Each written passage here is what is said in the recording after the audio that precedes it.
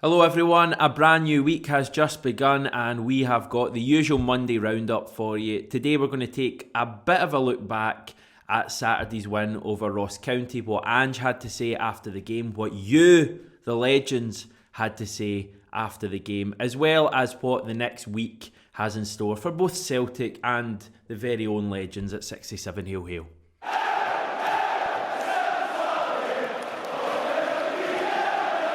So Saturday, Ange pretty pleased with the team, I would say, performance, result. I've listened to a few of his post-match interviews and you could say he was effusive in his praise for the team. You can have that one for free. But I just wanted to spend the next 5 minutes or so chatting a little bit about what Ange had to say after the game and why I find it interesting. I find it interesting because Ange is the kind of guy that in the media he will drop in these wee lines, and I sometimes feel they take on more of a meaning than he perhaps intends them to. Now I'll give you a couple of examples because I know this sounds really vague. End of last season when Ange spoke about wanting his teams to peak at the end of the season. Now it wasn't a throwaway line because it has meaning. Everything Ange says has meaning. But it was just one line, and I feel like that became a theme for the following 2-3 weeks. He was asked about it virtually every press conference at the end of last season. And you always say about your team wanting to peak at the end of the season, etc, etc. Another example that comes to my mind at the end of last season was, and I'm paraphrasing here, Ange talking about his team wanting to run through the finishing line rather than stumble over it. Obviously, I'm talking about the point when it became clear we were going to win the league, and Ange made, again, one comment, one line, maybe he said it twice, and it became a real theme. He was asked about it in numerous press conferences. And it works the other way as well. If we fast forward to last weekend after the Aberdeen game, not Celtic's best performance, but certainly not our worst, a 2-0 victory against a decent enough Aberdeen side.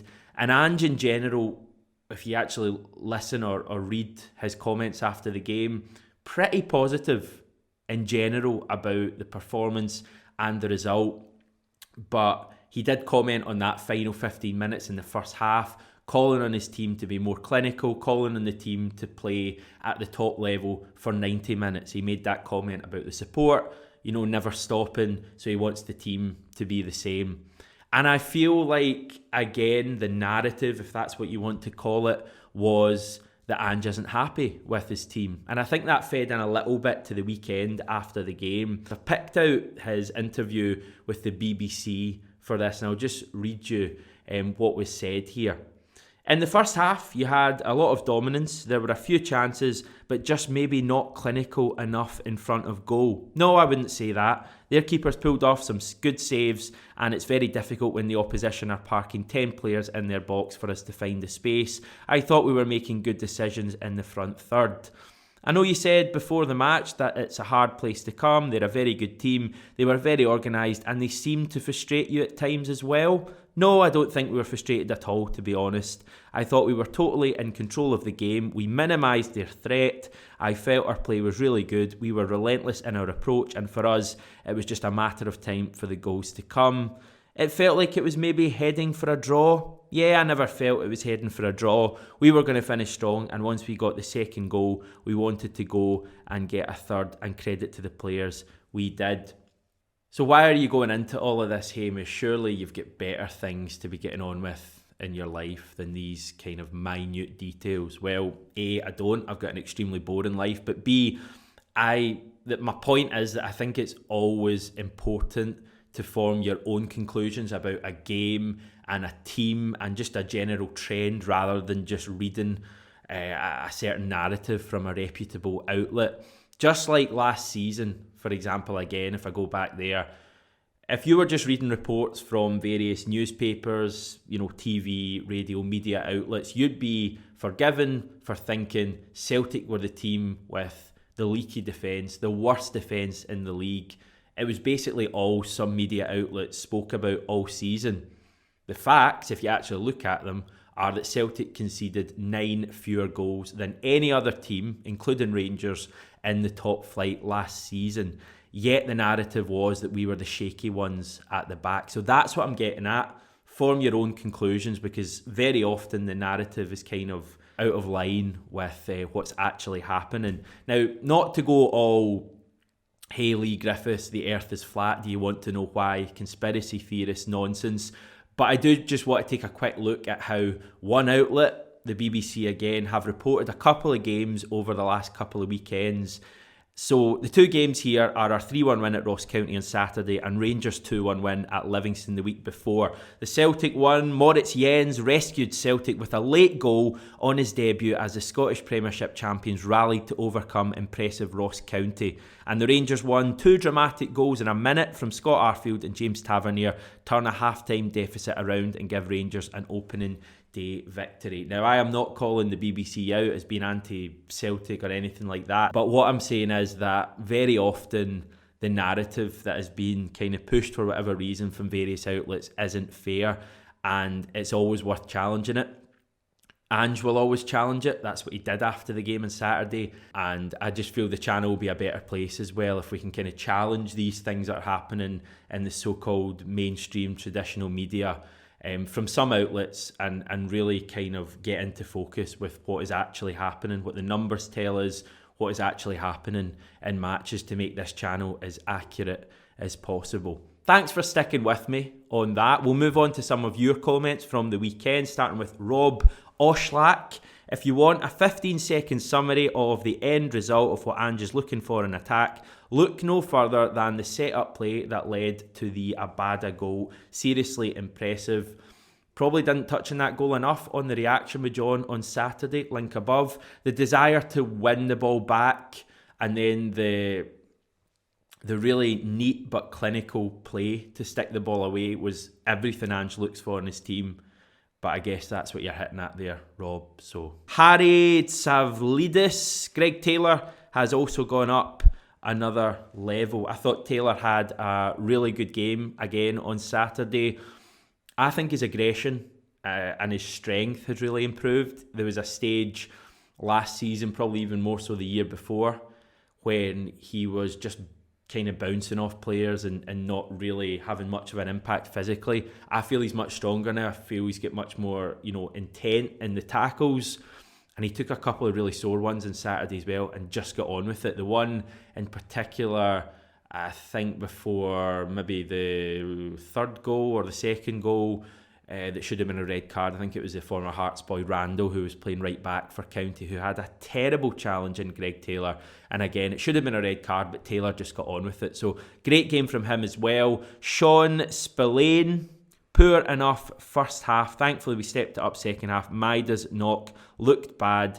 Any update welcome? Well, Sean, we do have an update for you from Ange at the weekend. He said of Maida, he's got a bit of a knock, but he's okay. It's nothing serious. He'll be fine. I also just felt that second half I knew we'd get a lot of the ball. We had the win behind us, and Liel in those situations gets on the end of things and can beat his man. I thought he could make an impact, and he did. Stephen Welsh, by the way, was ill, and covered that before the game. Rio Hatate, I believe, wasn't too serious either. Hopefully we'll see him back in the squad for Kelly on Saturday. Moving on, we've got Ryan Bamblin. I've got goosebumps for this season. I think it's going to be amazing. Me too, mate. I think a lot of the guys on the channel and a lot of you guys and girls watching this will feel the same way as well. Don't know if anyone agrees with me, but it feels at the moment as if the season almost hasn't properly started. Now, Hamish, you're talking nonsense. It started against Aberdeen last week. But in terms of that kind of just non-stop drama that we had last season, it feels quite relaxed, almost like the calm before the storm. And looking forward, I think Champions League draw later this month is probably the moment when it will all kick into gear. Who knows, there might be a game before then. I mean, Saturday was quite dramatic. I'm not saying that these games haven't been exciting or dramatic or whatever, but it just feels like we're waiting on that proper kind of big bit of news. It might be a huge signing that comes in. Kind of doubt that's going to happen. Most likely Champions League draw, and then obviously those fixtures at the start of September, the derby, the start of the Champions League. I think back-to-back weeks, first couple of match days of the Champions League. So it's all going to come rapid at us at the start of next month. But at the moment, as I said on Saturday, just enjoy the tranquility of this period, because it's going to all step up into gear. You can have tranquility as well. I'm just a walking Collins dictionary today. Right, weekend results. We had Aberdeen beating St Mirren by 4-1. St Johnstone scoring late on to beat Motherwell at Fir Park. Rangers scoring 2 to beat Kilmarnock 2-0.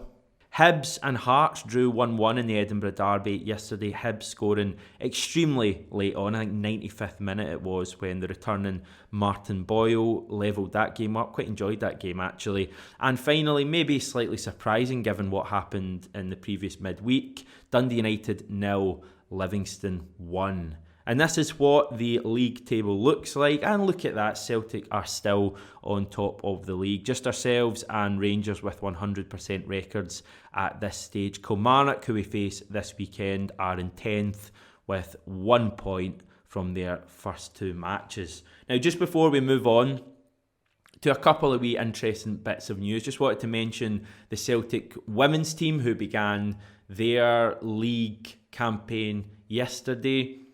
Tricky looking match against Hibs, who, rewind 3 or 4 years ago, were one of the big 2, I think, in Scotland alongside Glasgow City. Obviously Celtic and Rangers have come along since then, and Celtic are certainly a level or 2 or maybe 9 ahead of Hibs now, because that's how many we scored against the Edinburgh side yesterday. It finished 9-0.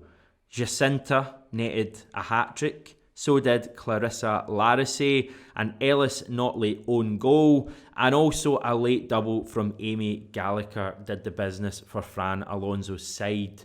The first goal, by the way, was set up by 17-year-old Tyree Burchell. And Burchell is obviously a name we're familiar with, and it turns out that she is actually the daughter of former Celtic player Mark Burchell. So a pretty cool family thing going on there. Mark Burchell actually tweeted about it last night, saying, "A good day in the Burchell household, first start for the first team and an assist after 30 seconds. So proud."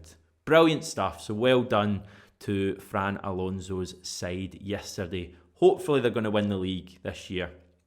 That would be a mega achievement. It'd be really interesting, I think, to see as well the levels of excitement if, you know, they're going for the league, and particularly if it's a really close title race. I think, you know, without repeating the obvious stuff, women's football is clearly on the up, and it'd be great to see the Celtic team really cashing in on this season.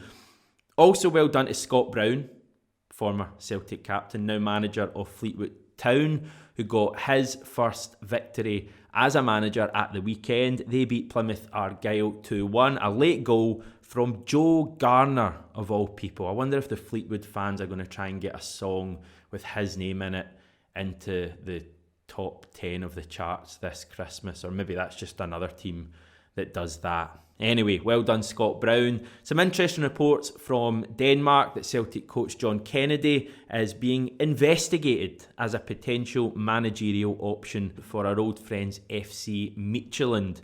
This comes from Danish outlet BT's Transfer Window podcast. So it's worth saying there are more credible sources, but thought we'd bring this to your attention anyway, because I think it is probably going to be spoken about by a fair amount of people. If anything comes of it, if we get any more reports, we'll obviously keep you updated with that. On a lighter tone, Artur Boric has named the best team of players he played with throughout his career, and there are a few interesting names in there from a Celtic point of view. This is the team. You will notice the familiar names of Juranovic, Nakamura, Megidi. There's also Gilardino, famous for that dive, playing for AC Milan at Celtic Park, as well as the likes of Lovren and Shaw, who he would have played with at Southampton. So not a bad team of players that Boric has played with throughout his career. In terms of us and Celtic, what's ahead this week? Well, we're getting used to saying this, but just one match. Sunday it is, noon, we take on Kilmarnock at Rugby Park. The first visit to Rugby Park under Ange Postecoglou. The first time the vast majority of this squad will have got the chance to step onto that hallowed plastic surface in glorious Ayrshire. We're actually going to get the chance to speak to Ange before the game in the pre-match media conference. I'm assuming that will be Friday. We'll keep you updated with that. Looking forward to getting to chatting to Ange and a player as well. We'll also have Jackie McNamara back on the channel later this week as well, looking ahead to the game. So exciting times. That's us for today. Just before I go, finally, a very happy 9th birthday to Georgia. If you know, you know.